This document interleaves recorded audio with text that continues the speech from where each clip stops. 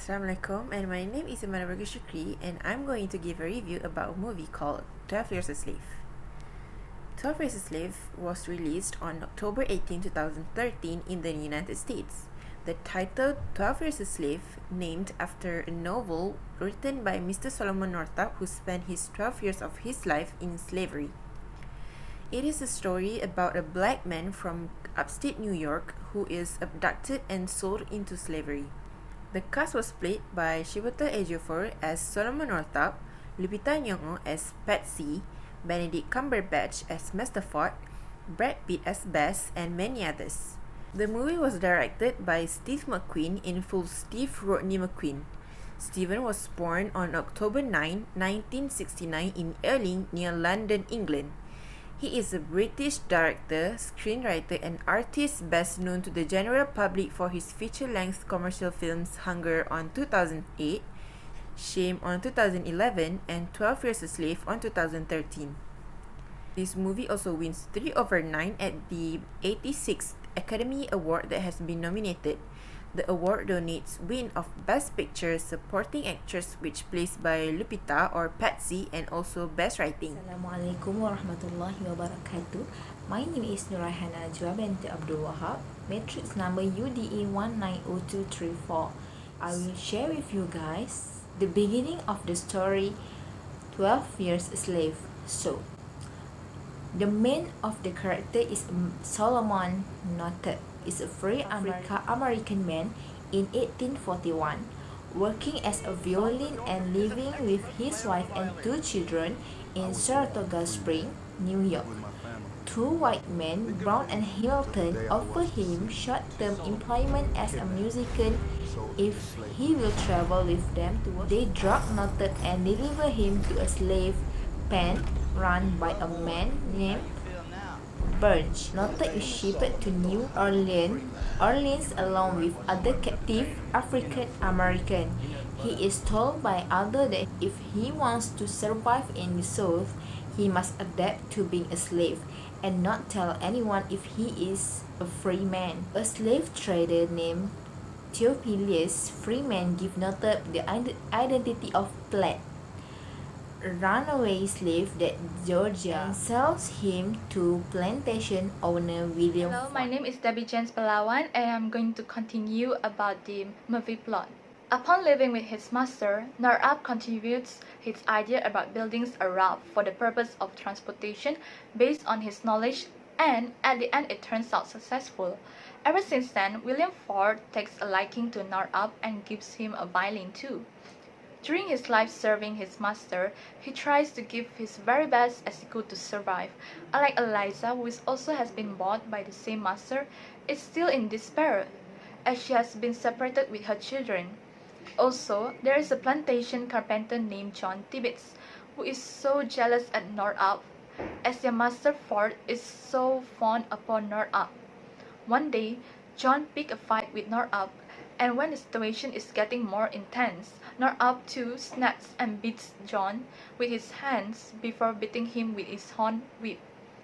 As Tibbets is actually defeated, he decided to take a revenge, and soon after the incident, he brings his group trying to hang Northup on the tree, but they are not successful. In fact, he is left tiptoes with a noose around his neck for hours before Ford arrives and cuts Northup down. To save Northup's life, Ford sells him to another slave owner named Edwin. Assalamualaikum and hi to our respected lecturer, Miss Aisha. My name is Nur Shabina binti Muhammad Ridwan Lim. So right now I'll be continuing Debbie's part, which is the climax part of the movie. So, unlike Ford, Edwin Epps, which is his new owner, is a notorious and unforgivably cruel cotton plantation owner.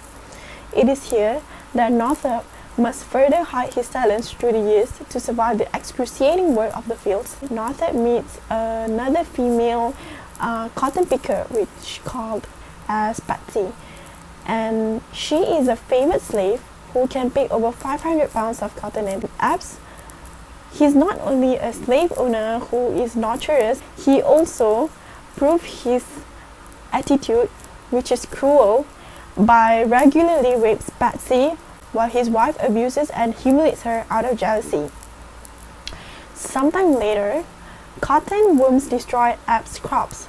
So, Abs have no choices but to release all of his slaves to a new slave owner called George Turner. This owner allows Northup to play the fiddle at a neighbor's wedding anniversary celebration and allow him to keep his earnings.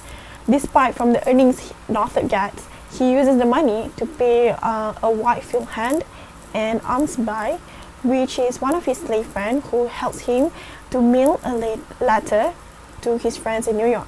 Armsby agrees and accepted the money from Northup, but ended up betraying him to Abs. He threatened Northup and he pointed knife towards Northup's stomach and threatened him to tell the truth. Soon, Northup able to convince Abs that Armsby are lying and Abs relents.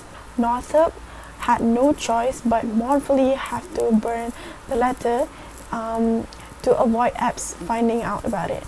Sometime later, Patsy, being caught by Abs for getting soap from neighboring plantation, and Abs won't let her have any.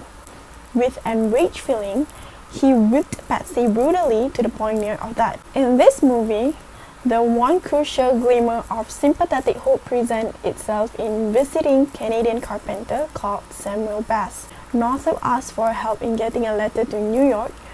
Although Bass is hesitant at first because of the risk, he agrees to send it. One day, the local sheriff arrives in a carriage with two men, which is one of them is Mr. Parker, who is a shopkeeper he knew, Northup knew back way then in Saratoga Springs. Parker has come to free him after a series of questions given to Northup to confirm that his answers match the facts of his life in New York. Northup ends up giving emotional farewell to Patsy and rides off to his freedom, leaving Abs feeling furious and protest towards Northup leaving. Assalamualaikum to everyone. My name is Nafatila binti Musa. My part is in ending. The ending of the story shows Northup returning to his family and home after 12 years as a slave to white people, and the part is very heartbreaking when Northup came home with tears in his eyes when he saw that his family grew up very well without him. And not only that, he also have a grandson as a result of his daughter marriage. So the last part in the ending of this story shows that Northup shows he regret to his family and apologize for during his 12 years absence. What ethical concept that I got from this movie is mercy. Mercy that means compassion or forgiveness shown towards someone whom is within one's power to punish or harm. For example, when Solomon asked Bess for help in getting a letter to set him free even though Bess hesitated at first, he ended up helping it. As for my part, I will apply a tolerance on the ethical concept. Just like Solomon Northup, who is forced to be a servant and is named as Plaid, living in such a crucial time during the period. But when he was bought by his honored servant, he came to find his master as a decent man.